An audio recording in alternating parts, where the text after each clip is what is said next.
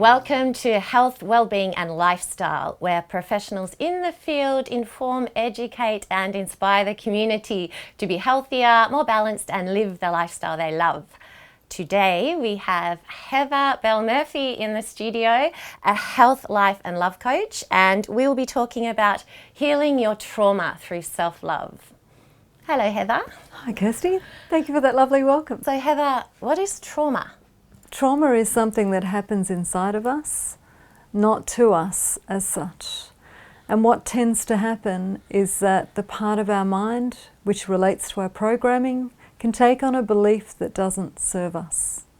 So for example, commonly I see clients and they may have taken on a belief when they were young that they weren't good enough, and therefore, in my case, I was traumatized as quite a young child being born. So we can take on a belief that we're not good enough and therefore we need to be brilliant or we need to be perfect in some way. And of course, we know that many people are struggling with this today in society. Where they're suffering, there's a lot of anxiousness and a lot of anxiety and even depression out there. Or that people may be seemingly very successful on the outside, but they struggle inside with feeling less than okay about themselves. And how would you go about helping someone heal? I would say that healing through self-love is not necessarily having your chakras cleansed or having your past lives read or buying a new crystal or maybe even seeing a counsellor.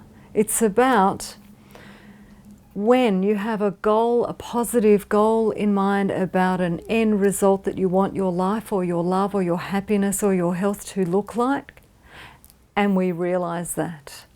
It's not necessarily, and this is what I find that can go for healing, it's not having a good experience and feeling good about it. Going and seeing the counsellor and perhaps having a nice unpack session, I'd call that more relief. There is a place for that. People unburdening themselves, definitely. But it's probably not going to change your story in here that another part of your mind is running. That's where we want to get into the programming and upscale the actual program and find that self-love. Do you perhaps give me an example of how you change the programming? I'm just going to take a little step back. We're all common. We all know, we've all heard about stories, from some of our great athletes that we have in Australia. They might be football players or Olympic athletes. And then, of course, that career comes to an end. And then we hear that they've been struggling sometimes with drugs or alcohol issues or, personal relationship issues.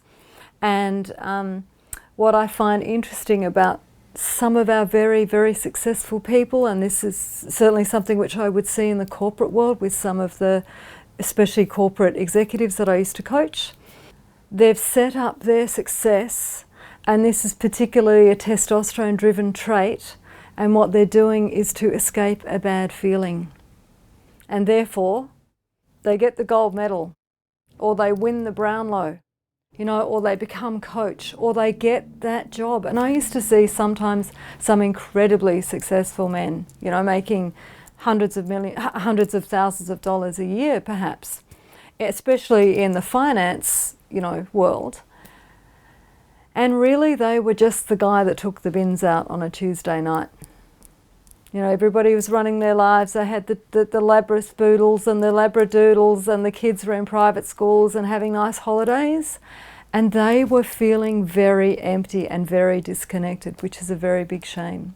And so there was part of that, changing that programming, finding their joy, which means getting back to that self-love instead of what I would say, which is setting actually a negative goal, which is where, and men are actually better at doing this than women.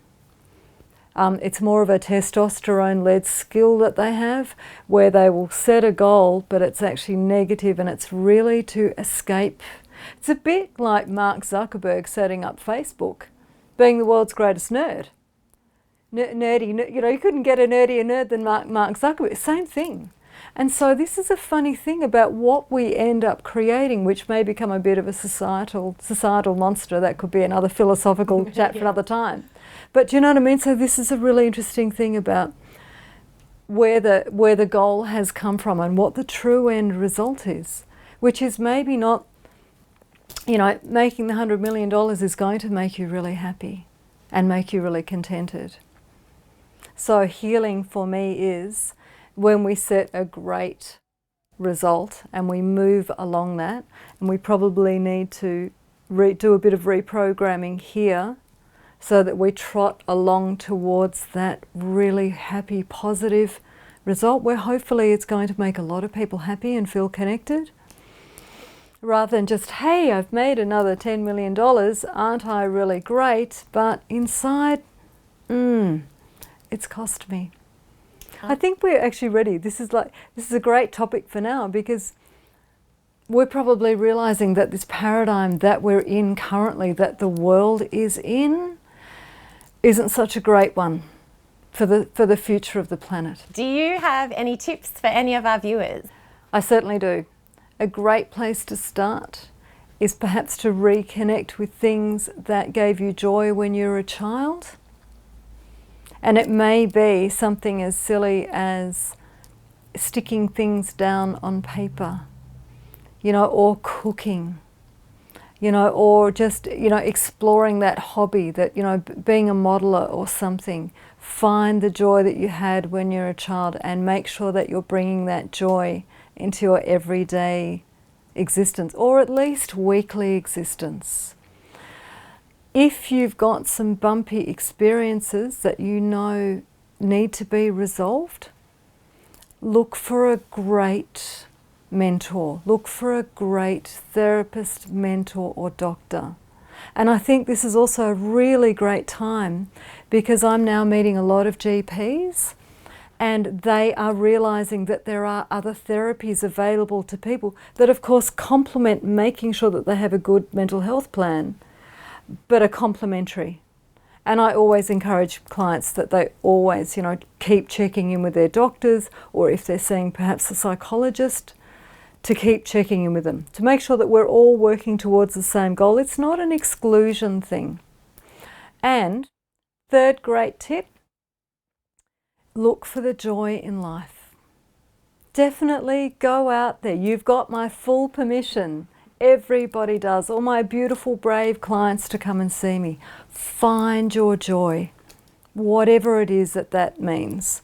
Thanks, Heather. They were great tips. And if you want more information on how to heal your trauma through self-love with the help of Heather Belle Murphy, you can find her webpage on our website, healthwellbeingandlifestyle.com.au. We're going to a break, but stay tuned for another fascinating guest and very interesting topic.